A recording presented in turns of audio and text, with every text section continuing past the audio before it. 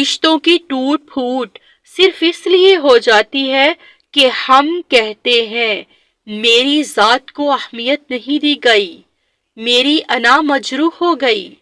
حالانکہ نبی پاک صلی اللہ علیہ وآلہ وسلم کی سیرت پاک کو دیکھیے تو ہمیں ایک اور ہی نمونہ نظر آتا ہے۔ رسول اللہ صلی اللہ علیہ وآلہ وسلم نے فرمایا، طاقتور وہ نہیں ہے جو کسی کو پچھاڑ دے، بلکہ طاقتور وہ ہے جو غصے کے وقت خود پر قابو رکھے۔ یہ حدیث ہمیں سکھاتی ہے کہ اصل طاقت اپنی ذات پر قابو پانا ہے، نہ کہ ذات کو منوانا۔ ایک مثال سے سمجھ لیتے ہیں۔ دو بھائی ہیں، ان میں معمولی سی بات پر جھگڑا ہو گیا۔ ایک کہتا ہے میری ذات کو کمتر سمجھا گیا۔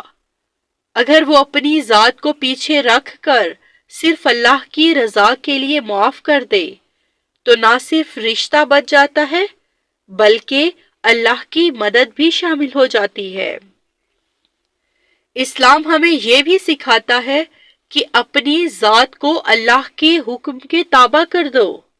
جب ذات اللہ کے سامنے جھک جاتی ہے تو انا ختم ہو جاتی ہے اور عاجزی پیدا ہوتی ہے۔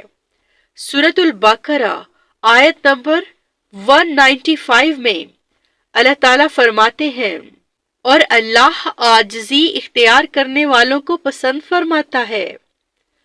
اپنی ذات کو بڑا بنانے کی کوشش نہ کریں، بلکہ اپنی ذات کو اللہ کے قریب بنانے کی کوشش کریں، کیونکہ جو شخص اپنی ذات کو اللہ کے حوالے کر دیتا ہے اللہ اس کے مقام کو بلند فرما دیتے ہیں۔ اللہ تعالیٰ سے دعا کرتے رہنا چاہیے کہ اللہ تعالیٰ ہمیں اپنی ذات کی اصلاح کرنے والا بنائے۔ انا، غرور، ان چیزوں سے اللہ پاک ہمیں بچائے اور ہمیں حقیقی کامیابی عطا فرمائے۔ آمین ثم آمین۔